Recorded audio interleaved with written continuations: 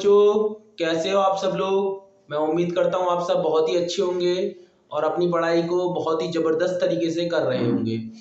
तो बच्चों, इधर हम लोगों ने परसेंटेज के अपने चैप्टर को कंटिन्यू किया हुआ है और मैं सारे ही सवाल आपको बहुत ही शॉर्ट ट्रिक से करा रहा हूँ। ये ट्रिक्स आपके एग्जाम में आपका टाइम बचाने में कहीं ना कहीं आपको हेल्प करने वाले हैं। तो पहले बच्चों मुझे बताइए, आप लोगों ने कल जो मैंने आपको सवाल दिया था होमवर्क में, वो कर लिया है या नहीं, और उसका आंसर आप लोगों ने कमेंट बॉक्स में दे दिया होगा। तो ठीक है, हम अपने सवाल की तरफ बढ़ते हैं। आइए देखिए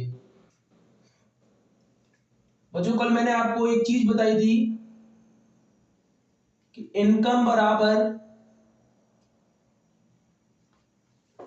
एक्सपेंडिचर प्लस सेविंग होता है। इसका क्या मतलब हुआ कि आप लोगों ने या फिर आपके फादर ने जितनी भी इनकम करी उसमें से आपने क्या किया, कुछ खर्चा किया प्लस कुछ बचत करी। ठीक है, चलिए तो हम अपने सवाल की तरफ बढ़ते हैं। सवाल बोल रहा है कि Raghav spends 80% of his income. Raghav अपनी इनकम का 80% खर्च कर देता है। क्लियर। तो लिखते हैं इधर कि मान लो अगर राघव 100 रुपए कमा रहा है तो उसमें से वो क्या कर रहा है, 80 रुपए खर्च कर दे रहा है। 80% बोला है, 80% खर्च कर रहा है। तो बच्चों मुझे बताओ वो कितना बचा रहा होगा। अगर 80 रुपए खर्च कर रहा है तो 20 रुपए बचा रहा होगा। इतनी बात क्लियर है सबको। If his income increases by 12%, मतलब उसकी इनकम को 12% बढ़ा दिया गया है, तो उसकी इनकम को कितना बढ़ाया होगा। अगर मैं रुपीस की बात करूं तो 12 रुपए बढ़ाया होगा। इतनी बात सबको क्लियर है। And his saving increases by 10%, और उसकी सेविंग को 10% बढ़ा दिया है, तो मतलब उसकी सेविंग को कितना बढ़ाया होगा, 20 का 10% यानी कि 2 रुपए, और 100 का 12% यानी 12 रुपए। तो बच्चों मुझे एक बात बताओ, इनकम में बढ़े हैं 12 रुपए, जिसमें से सेविंग में बढ़े हैं 2 रुपए, तो बच्चों ये 10 रुपए कहां से आए होंगे, 10 रुपए यहीं से तो आए होंगे, इसी से तो बढ़े होंगे ये 10 रुपए। क्लियर है। इनकम में 12 रुपए बढ़े हैं, जिसमें से 2 रुपए सेविंग में बढ़े हैं, तो 10 रुपए एक्सपेंडिचर से बढ़े होंगे। Clear. Then what will be the increase in his expenditure. तो मुझे बताओ एक्सपेंडिचर में कितने रुपए बढ़ गए, 10 रुपए बढ़ गए। पहले कितने खर्च कर रहा था, 80 रुपए खर्च कर रहा था, गुणा 100। इतनी बात सबको क्लियर है। 2 पंजे 10 और 2 चौके 8, 50/4 यानी कि 25/2%। क्लियर।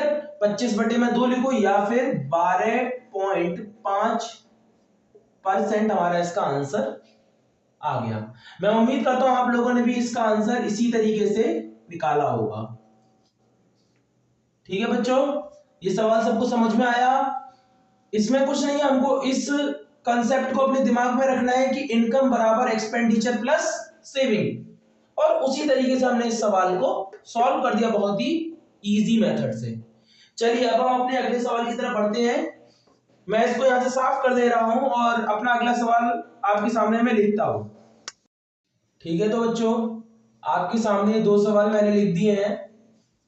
आप जल्दी से इनको अपनी कॉपी पर सॉल्व करिए, तब तक इधर मैं बोर्ड पे सॉल्व कर रहा हूं। ठीक है, चलिए देखिए पहला सवाल क्या लिखा हुआ है। The income of Raju is 44.44% more than his expenditure. Clear. if his income increases by 60% and his expenditure increases by 70%। तो देखो बच्चों इधर क्या दिया हुआ है कि राजू की इनकम और उसका एक्सपेंडिचर, इनकम कितनी बताइए, 44.44% मोर है। 44.44%। बच्चों मुझे बताओ जरा, इसकी वैल्यू क्या 4/9 नहीं होगी। ये बात सबको समझ में आ रही होगी कि मैंने आपको 11.11% की वैल्यू बताई थी 1/9, और दोनों तरफ मैंने क्या किया है, मल्टीप्लाई बाय 4। क्लियर। तो ये वैल्यू कितनी होगी, 4/9। इसका मतलब अगर राजू का एक्सपेंडिचर 9 है तो इनकम उसकी 4 ज्यादा यानी कि 13 होगी। इतनी बात सबको क्लियर है। ठीक है बच्चों। अब अगर मैं अपना इनकम बराबर एक्सपेंडिचर प्लस सेविंग लगाता हूं यहां पर, तो मुझे बताओ अगर उसकी इनकम 13 है और एक्सपेंडिचर 9 है तो सेविंग कितना है? 4 का सेविंग है। क्लियर है इतनी बात सबको? ठीक है ना? ये मैं यहां से साफ कर देता हूं। ये देखो कि अगर इनकम उसकी 13 है और एक्सपेंडिचर 9 है तो सेव कितना कर रहा है? 4 सेव कर रहा है। अगर मैं इसमें दोनों सब तरफ 0 0 बढ़ा दूं तो कोई दिक्कत किसी को? वो 0 मैं यहां भी लिख सकता हूं क्योंकि रेशियो में हम किसी भी नंबर से गुणा कर सकते हैं। तो मैंने क्या किया है? गुणा कर दिया। किससे? 10 से गुणा कर दिया है। अब आप सोच रहे हो ये क्यों किया है सर ने? देखो अभी समझ में आएगा क्यों किया है।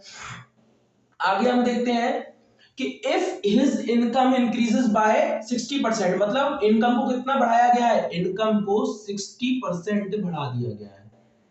60%।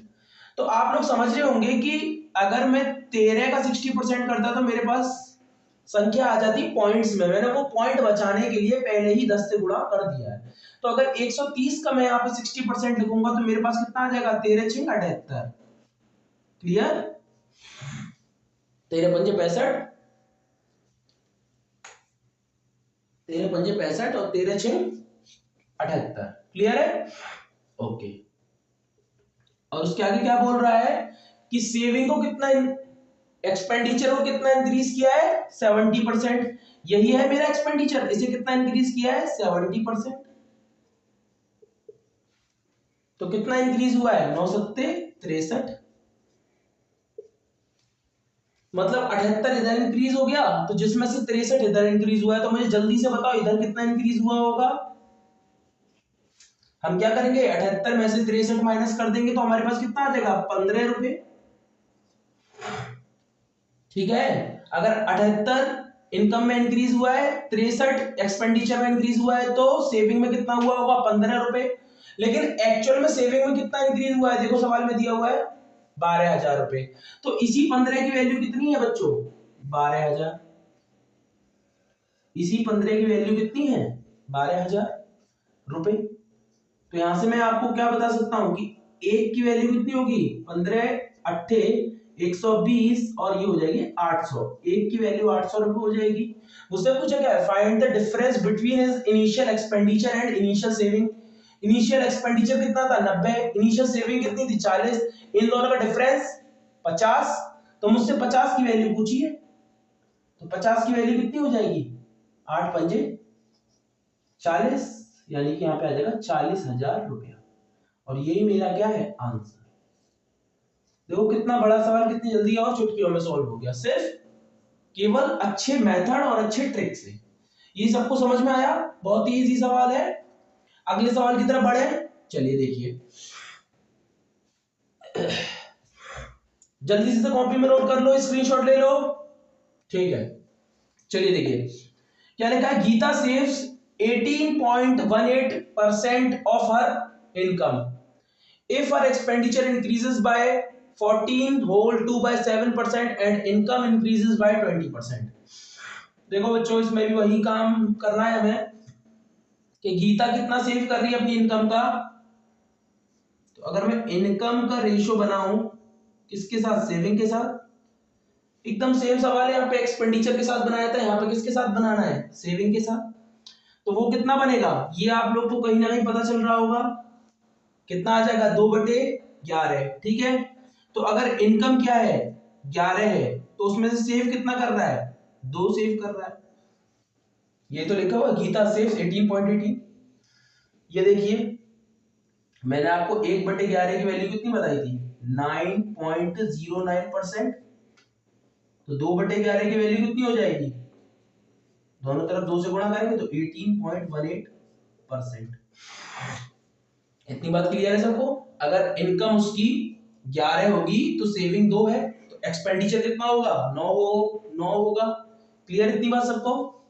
चलिए इसको मैं यहां से साफ कर दूं। लिख लिया सबने? ठीक है,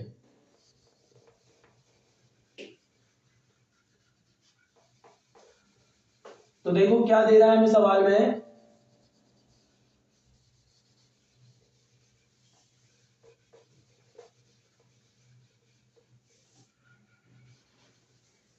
चलिए देखिए सवाल बोल रहा है if her expenditure increases by 14 whole two by 7%। मैंने आप सबको 1/7 की क्या वैल्यू बताई थी, 14 होल टू बाय 7%, यही बताई थी, ठीक है। और यहाँ पे साथ में लिख भी दूं 1/5 किसकी वैल्यू हो जाएगी, 20% की, ठीक है। चलिए तो देखो इनकम बराबर क्या होता है, एक्सपेंडिचर प्लस सेविंग, ठीक है। इनकम कितनी हो रही है 11 की, जिसमें से 9 खर्च कर रहा है और 2 सेव कर ले रहा है, ठीक है बच्चों। अब देखो अब मुझसे कह रहा है कि इनकम को कितना बढ़ाया गया है, इनकम को 1/7 बढ़ा दिया गया, मतलब अगर इनकम पहले 7 है तो उसमें से 1 बढ़ाया गया है। और सेविंग को कितना बढ़ाया, सॉरी एक्सपेंडिचर को कितना बढ़ाया है, इनकम को 1/7 बढ़ाया है, गलती हो गई सॉरी सवाल पढ़ने में, कि एक्सपेंडिचर को 1/7 बढ़ाया है। देखो एक्सपेंडिचर को increases by 1/7 and income increases by 1/5, okay. तो बच्चों हम एक काम करते हैं, क्योंकि ये कहीं ना कहीं हमको बढ़ाने पर 1/7 और 1/5 दिक्कत देने वाला है, तो हम 7 और 5 का एलसीएम लेकर के इसमें पहले ही मल्टीप्लाई कर लेते हैं, multiply by 7 and multiply by 5।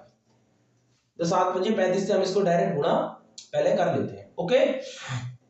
तो देखो इसको अगर 35 से गुणा करेंगे तो 11×5 = 55 और 11×3 = 5 38, ये हो जाएगी मेरी इनकम बराबर 35 को 9 से गुणा करेंगे तो बनेगा 9×5 = 45, 4 9×3 = 27, 27 और 4 = 31 प्लस 35×2 = 70, ओके। कोई दिक्कत नहीं है, रेशो में हम कर सकते हैं ऐसा। तो मेरे पास इनकम हो गई 385, एक्सपेंडिचर हो गया 315, सेविंग हो गई 70, ओके। अब देखो कितना इजी हो जाएगा बढ़ाना। अब मुझसे बोल रहा है कि आप जो है एक्सपेंडिचर को 1/7 इंक्रीज कर दो, एक्सपेंडिचर को 1/7 इंक्रीज करना है, ओके।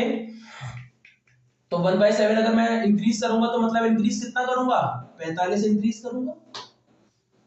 इसका 1/7 कितना आ रहा है, 45 ही तो आ रहा है, ओके ठीक है। इसके अलावा मुझसे क्या बोल रहा है कि इनकम को कितना इंक्रीज करना है, 20% इंक्रीज करना है, मतलब 1/5 इंक्रीज करना है। तो इनकम कितनी इंक्रीज हो जाएगी, +1/5, और ये कितना हो जाएगा 77। इतनी बात सबको क्लियर है, मतलब 77 आपको इनकम को इंक्रीज करना है, एक्सपेंडिचर को 45 इंक्रीज करना है, तो सेविंग कितनी इंक्रीज होगी, ये देखो 7 में से 5 गया 2 और 7 में 4 गया तो 3, मतलब इतनी जो है सेविंग हमारी इंक्रीज हो जाएगी। एक्चुअल में सेविंग इंक्रीज हो कितनी गई है, 9600, यानी कि इसी की वैल्यू कितनी है 9600। इतनी बात सबको clear. Find her initial income, initial income कितनी है बच्चों, इनकम है 385, ओके। तो देखो यहां से मैं अगर एक की वैल्यू निकालना चाहूं तो 32×3 = 96 होता है 300, एक की वैल्यू 300, मुझे वैल्यू किसकी निकालनी है 385 की। इनिशियल इनकम पूछी है ना, find her initial income, initial income कितनी है 385, 385 × 300। अगर मैं इसे सॉल्व करूं तो मेरे पास आ जाएगा 5×3 = 15, 1 8×3 = 24 और 1 25, 2 3×3 = 9, 2 11, ये आ गया आंसर। इतनी बात सबको क्लियर है, कोई दिक्कत इस सवाल में, इस सवाल में हमें बस क्या करना था, इसका एलसीएम लेकर के पहले इधर मल्टीप्लाई करना है, उससे क्या था कैलकुलेशन इजी हो गई। अब आप बताओ अगर इसमें 1/5 इंक्रीज करोगे और इसमें 1/7 इंक्रीज करोगे तो एक बहुत ही टिपिकल कैलकुलेशन बन जाएगी, ठीक है। इसलिए पहले ही इसको मल्टीप्लाई करके हमने उस कैलकुलेशन को इजी कर दिया। समझ में आया सबको, ट्रिक समझ में आई, इसमें शॉर्ट मेथड समझ में आया ना, ठीक है। चलिए अगले सवाल की तरफ बढ़ते हैं। चलो तो बच्चों आपके सामने ये 2 सवाल मैंने लिख दिए हैं, जल्दी से अपनी कॉपी पर सॉल्व करिए। बाकी इधर देखिए, मैं बोर्ड पर सॉल्व कर रहा हूं आपके सामने। पहला सवाल क्या बोल रहा है? The monthly income of a person is ₹87,500 and his monthly expenditure was ₹50,000। Next year his income increased by 33% and his expenditure increased by 18%। Then the percentage increase in his saving. मुझे एक बात बताओ कि सेविंग क्या ये पूछ रहा है रुपए में कितनी बढ़ी है?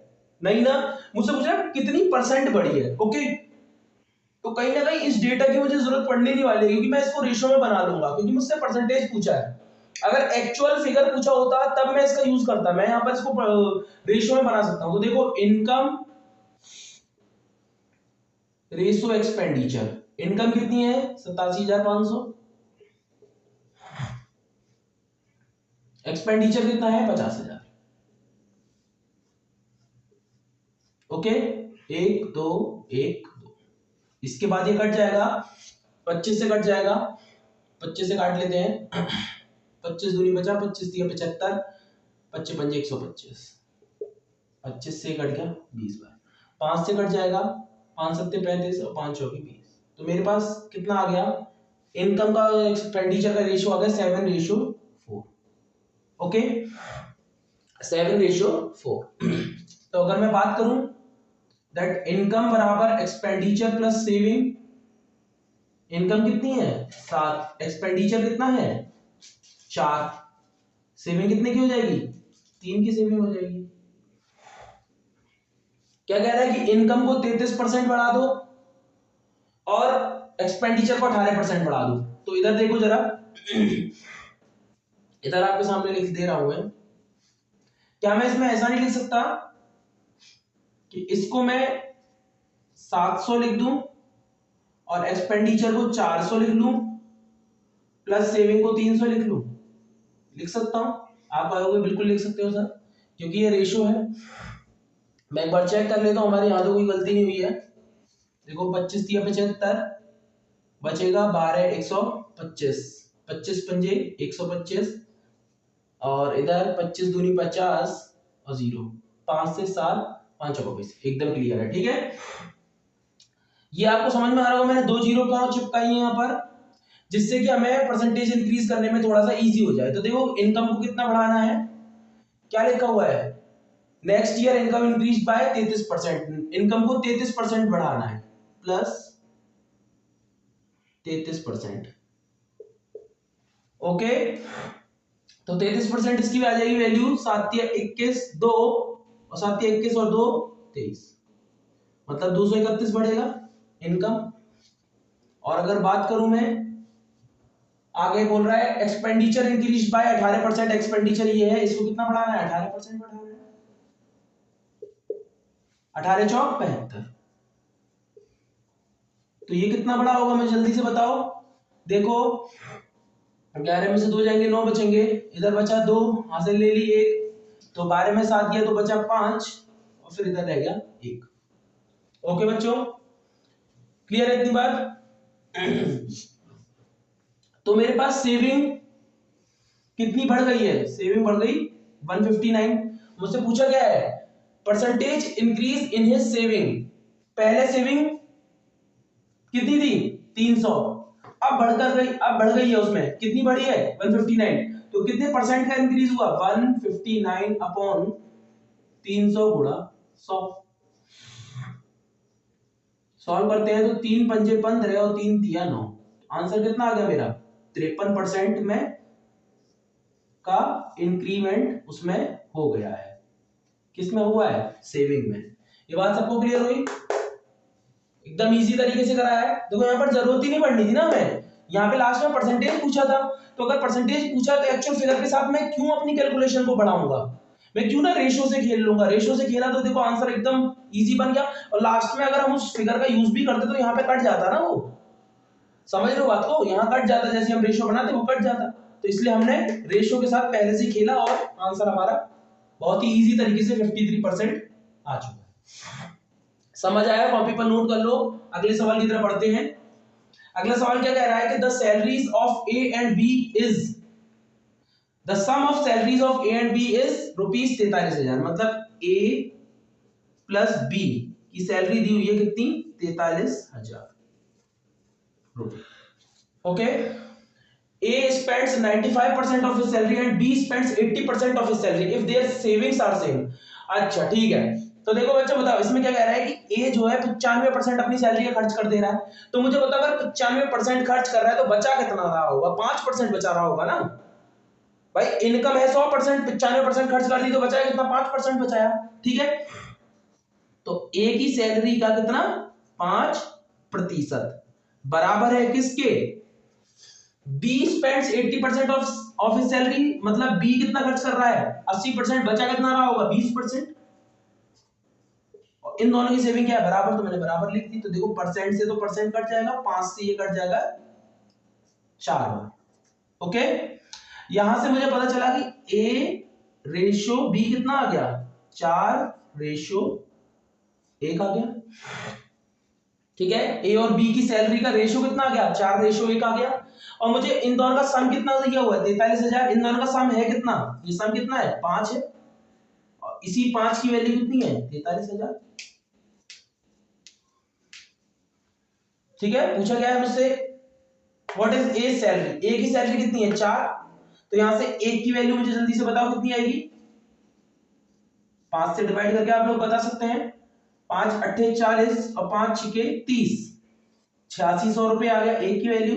मुझे निकालनी है 4 की वैल्यू, तो 4 की वैल्यू ऐसे कितनी आ जाएगी, 6 चौक 24, 2 8 चौक 32 और 2 34। ठीक है, ये हमारा आंसर हो गया। कितना इजी था, इसमें कोई दिक्कत कोई परेशानी किसी को, समझ आया बच्चों। सारे ही सवाल बहुत ही शॉर्ट ट्रिक्स के साथ मैं आपको करा रहा हूं, समझ रहे हो इस चीज को। देखो करने को ये सवाल x लेकर के y लेकर के बहुत सारे वेरिएबल लेकर के आप सॉल्व कर सकते हैं, और भी इसके कई तरीके हैं। बहुत सारे टीचर्स इसको लॉन्ग मेथड से इन सब सवालों को कराएंगे, मैं जानता हूं, और आपको शायद समझ में भी आ जाए, पर वो आपके लिए बेनिफिशियल नहीं है। क्यों, क्योंकि वो आपका एग्जाम में समय खा जाएंगे, और वही तो हमें बचाना है। उसको बचाने के लिए आपको ये सारी शॉर्ट ट्रिक्स आनी चाहिए। और अगर आपको और भी ज्यादा शॉर्ट ट्रिक जाननी है तो जल्दी से सब्सक्राइब करिए। ठीक है, चलिए आगे बढ़ते हैं। इसको मैं साफ कर देता हूं। ठीक है बच्चों, अगले 2 सवाल मैंने आपके सामने लिख दिए हैं, जल्दी से सॉल्व करिए अपनी कॉपी में।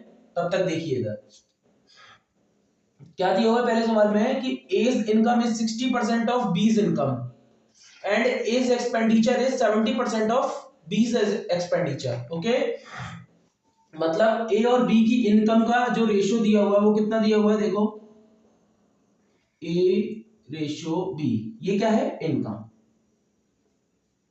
ओके, मतलब A की इनकम कितनी है, 60% ऑफ B's इनकम, मतलब अगर B की इनकम 5 होगी तो A की इनकम 3 होगी। ये आप लोग समझ गए होंगे, 60% की वैल्यू 3/5 होती है। क्लियर है, क्या दिया हुआ है, A's expenditure is 70% of B's expenditure. अगर मैं यहाँ पे एक्सपेंडिचर की बात करूं, मतलब A का एक्सपेंडिचर यानी AE रेशियो BE, अगर ये 10 है तो ये कितना दिया हुआ है, 7। 70% दिया हुआ है ना एक एक्सपेंडिचर। ये देखिए, अगर B का एक्सपेंडिचर 10 होगा तो ये 7 होगा। 70% की वैल्यू 7/10 होती है। If A's income is 75% of B's expenditure, अब यहां पे बात करूं, A की इनकम क्या है, A है, और B का एक्सपेंडिचर क्या है, BE है। ये देखो A की इनकम A है और B का एक्सपेंडिचर BE है। क्लियर, तो मुझे क्या दिया हुआ है कि A की इनकम जो है 75% है ऑफ B's एक्सपेंडिचर, मतलब अगर B का एक्सपेंडिचर 4 होगा तो A की इनकम होगी 3। यही तो दिया हुआ, 75% की वैल्यू कितनी होती है, 3/4। अगर B की एक्सपेंडिचर 4 है तो A की इनकम 3 है। अब बच्चों आप लोग यहाँ पर देख ही रहे हो कि इधर B का एक्सपेंडिचर 4 दिया हुआ है, इधर कितना दिया हुआ है, 10। ये तो नाइंसाफी हो रही है साफ साफ। तो कैसे बराबर करेंगे, इधर कर देंगे 5 से गुणा और इधर कर देंगे 2 से गुणा, तो ये नाइंसाफी न्याय में बदल जाएगी। तो देखो ये कितना हो जाएगा, ये हो जाएगा 14:20।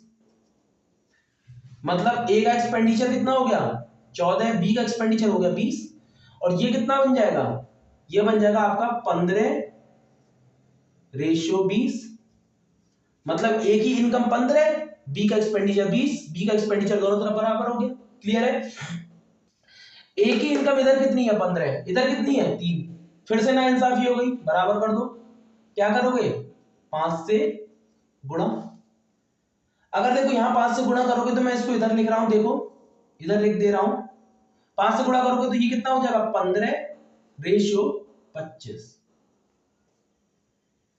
इतनी बात सबको क्लियर है?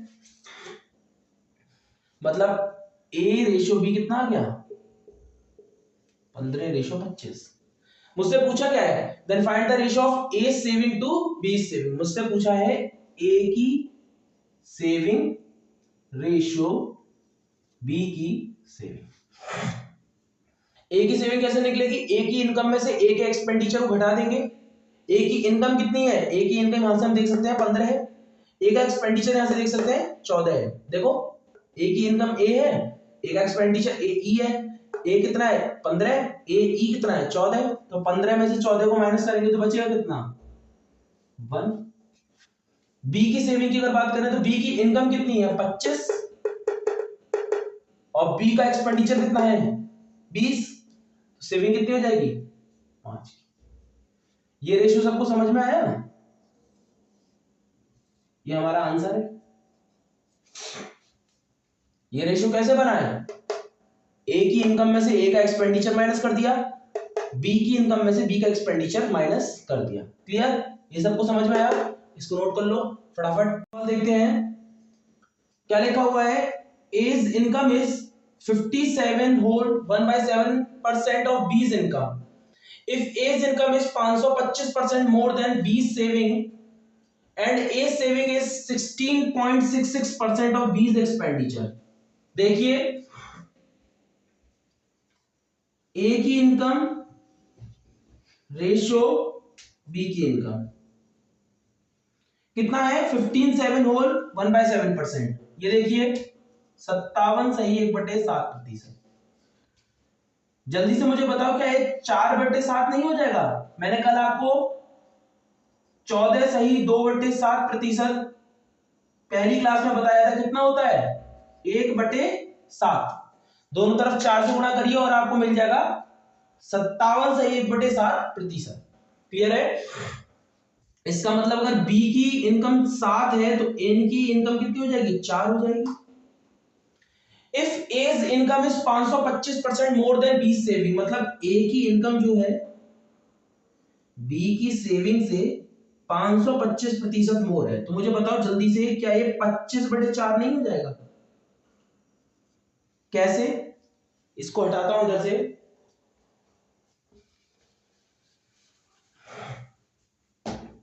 525% की वैल्यू आप लोग कैलकुलेट करिए 21/4 आएगी। 525/100 करिए 21/4 आएगी। तो मुझे वो क्या बोला हुआ है, ए की इनकम 525% मोर है, मतलब अगर बी की सेविंग 4 है तो ए की इनकम उससे 21 ज्यादा यानी कि 25 होगी। क्लियर की बात? आगे दिया हुआ है ए की सेविंग रेशियो बी एक्सपेंडिचर, मतलब बी का एक्सपेंडिचर कितना है 16.66, जो कि होती है 1/6। मैंने आपको बताया था 16.66% जो है 1/6 होता है। ओके ठीक है, चलिए देखिए आगे। बच्चों मुझे बताओ इधर ए की इनकम 4 है, इधर ए की इनकम 25 है, तो कैसे बराबर होगा? गुणा 25 इधर कर देंगे, गुणा 4 इधर कर देंगे, मुझे मिल जाएगा 100 रेशो 175 और ये मेरा हो जाएगा 100 रेशो 16। क्लियर है? ये मेरा 1/6 है। ठीक है, तो देखो बच्चों बी की इनकम कितनी है 175, बी का सेविंग कितनी है 16। तो मुझे बताओ बी की एक्सपेंडिचर इधर से और इधर से माइनस करके कितनी आ रही है 159। क्लियर? इतनी बात सबको क्लियर? 100 भाई बी की इनकम में से अगर मैं बी की सेविंग को माइनस करूंगा तो मुझे मिलेगा क्या, बी का एक्सपेंडिचर मिलेगा नहीं मिलेगा। बी की इनकम कितनी है 175, बी की सेविंग कितनी है 16, तो बी की एक्सपेंडिचर कितनी हुई 159। लेकिन बी का एक्सपेंडिचर है कितना 6, नाइंसाफी है ना, बराबर कर दें, ठीक है, क्या कर दिया गुणा 159। लेकिन क्या है, इधर 159 से गुणा करने से काम चलेगा, नहीं चलेगा, क्योंकि ये वैल्यू बिगड़ जाएगी। तो देखो क्योंकि यहाँ पे 159 का गुणा हो जाएगा 6 से, क्लियर। अगर 159 का गुणा इधर 6 से हो जाएगा तो मैं क्या कर सकता हूं, मैं एक काम कर सकता हूं भाई, अगर मैंने सीधी बात है एक्सपेंडिचर में 6 से गुणा कर दिया तो इन दोनों में भी 6 से गुणा मुझे करना पड़ेगा। मैंने यहां से बी की इनकम में से बी की सेविंग को माइनस किया, मुझे मिला 159, ठीक है। अगर मैं 159 में इस रेशो से गुणा करूंगा तो मुझे बताओ बी का एक्सपेंडिचर कितना हो जाएगा, बी का एक्सपेंडिचर जब 159 मल्टीप्लाई बाय 6, तो यानी बी का एक्सपेंडिचर 6 फैक्टर बढ़ गया, 6 फैक्टर से मल्टीप्लाई हो गया, तो 6 फैक्टर से उसकी इनकम को भी मल्टीप्लाई करना पड़ेगा और 6 फैक्टर से उसके सेविंग को भी मल्टीप्लाई करना पड़ेगा, ठीक है, क्लियर। चलिए आगे देखिए, अब मेरे पास सब कुछ इसमें बहुत आसान हो चुका है। ये मेरे पास हो जाएगा 600 रेशो 175 में 6 से अगर मैं गुणा करूंगा तो मुझे मिलेगा 6 पंजे 30, 3 हाथ से लग गई, 7 6 के 42 और 3 45, 4 6 कम 6 और 4, ठीक है। ये मेरे पास हो जाएगा 600 रेशो 16 6 के 96, क्लियर इतनी बात। ऊपर से मैं इसे साफ कर दे रहा हूं, चलिए यहां तक बात सबको क्लियर हो गई, ओके।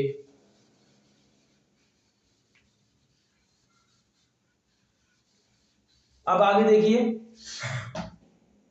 अब मुझे क्या फाइंड करना है, मुझे फाइंड करना है find average income of A and B, और मुझे एक डेटा दिया हुआ है, if difference of A saving and B saving is 315।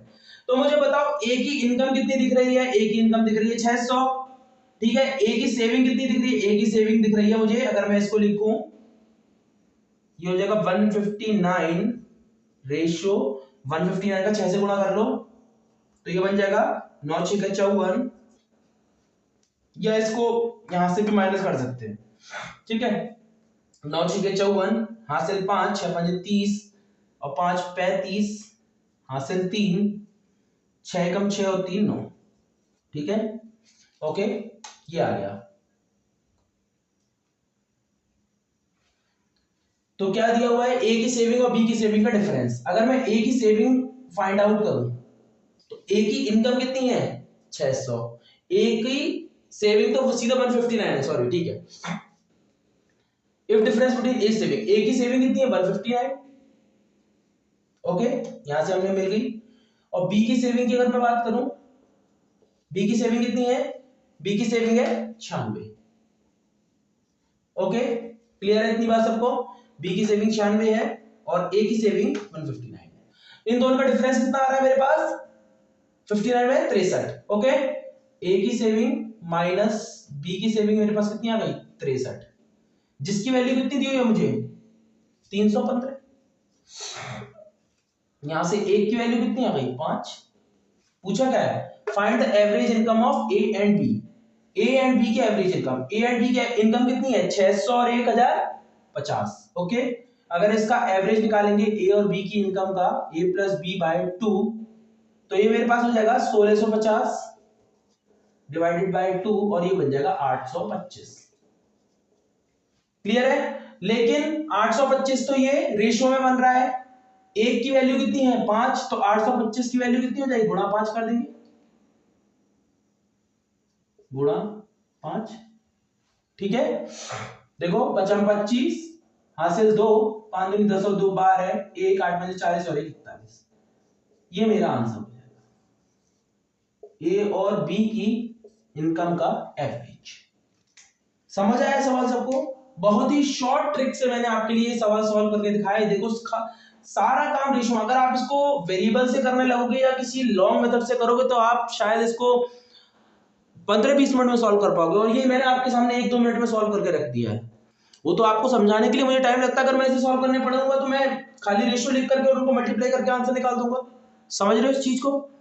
ठीक है, इतना आपको समझ में आ रहा है। अब हमारा अगर बात करें परसेंटेज की, तो शायद 1 या 2 क्लास और हमारा अभी रहेगा परसेंटेज का चैप्टर, उसके बाद हम नेक्स्ट चैप्टर की तरफ बढ़ेंगे जो रहेगा हमारा रेशियो एंड प्रपोर्शन। क्लियर है? समझ आया है? आज की क्लास को फिर हम इधर ही खत्म करते हैं। तब तक के लिए राधे राधे, बाय बाय।